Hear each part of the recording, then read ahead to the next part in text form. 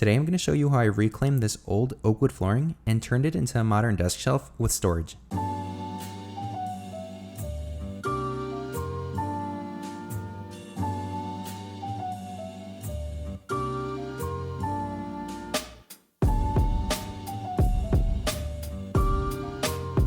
I started by ripping down a sheet of plywood that was only 1/5 of an inch thick to about 12 inches. The plan was to line up all the oak boards and laminate them to the sheet of plywood using wood glue. As I mentioned, this used to be wood flooring. With that said, all of these boards have grooves that make it pretty easy to attach them to one another. Before anything else, I cut off both ends of each board just to have some variety in length. I figured that having a bunch of boards that are different lengths would help the piece feel more unique. And once all my boards were cut, it was time for the glue up.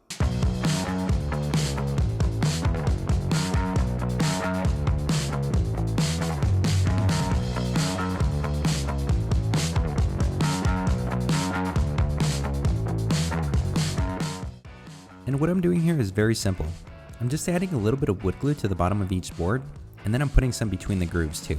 These wooden boards are going to sit on top of the plywood sheet that we ripped earlier, and that's what's going to be the foundation for everything.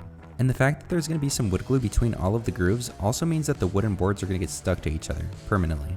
To be sure that all the boards were interlocked perfectly, I also grabbed a clamp and applied some pressure. And this was a little silly on my part, but I just put the miter saw on top of the boards to make sure that they stayed flat. I gave the wood glue about a day to dry, and then I cut off the rough edges using my miter saw. Reducing the size of our new board not only cleaned up the edges, but it also made the piece easier to work with since it was smaller now. After the session with the miter saw, I also took the board to the table saw to rip off about 1/2 inch on each side.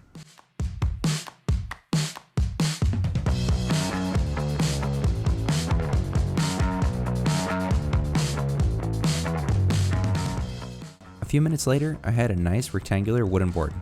I know I walked away, but I actually had to come back to the table saw because I forgot to give the board a nice chamfer. I did this to both the front and back of the board, and you're going to see the nice edge detail that this gives the desk later on. After that was done, I left the mark about 5 inches from the edge of each board. The plan was to cut right at the line, and these would be the legs for the desk. I really wanted the wooden boards to have a continuous look, almost like a waterfall table. After I made my cut, I drew some lines through the boards just to make sure that the orientation is right later on. If I want this to look like a waterfall table, the boards need to be continuous with each other, and marking the boards helps me avoid putting the wrong leg on the wrong side.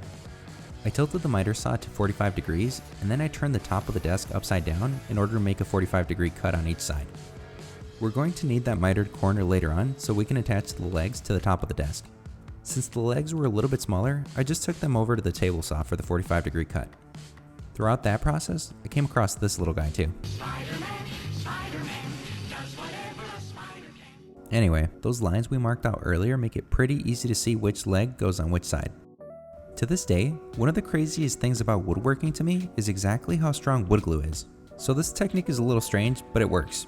We're going to spread wood glue nice and evenly on both of the 45-degree corners. After everything's perfectly lined up, you can literally hold these corners together using tape. Masking tape is a great option because it allows you to make the adjustments as needed in the beginning while also applying constant tension. I let the wood glue dry for a day, and the next day I unwrapped the tape like it was Christmas. And considering how beat up both of my blades are, the mitered corner wasn't too terrible. The piece was finally starting to take its shape, so it was time to sand. One thing to keep in mind is that this used to be wooden flooring. That means whatever coating it does have is supposed to be extremely durable. This made sanding a real pain, but we were done in no time. Just in case anybody's skeptical about how strong wood glue is, here's my test. I'm pretty heavy and this thing didn't even budge, so I really doubt a computer is going to do any worse. Shortly after the strength test, I measured the interior distance from one end to the other.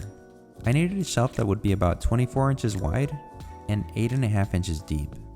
I grabbed a 1/2 inch sheet of plywood and ripped it to size, and I also put a chamfer on it just to keep that consistent theme. The shelf actually ended up being pretty long, and the felt pad wasn't long enough for it. This meant that I had to get a little creative. I made some measurements off camera and marked out the halfway point of my shelf. I knew that my best bet to make this project look seamless would be to create a divider for the middle of the shelf. This is because I actually have 2 adhesive felt pads, but neither of them are long enough to stretch across the length of the shelf. This meant that I could combine the two and then use the divider to cover up that gap.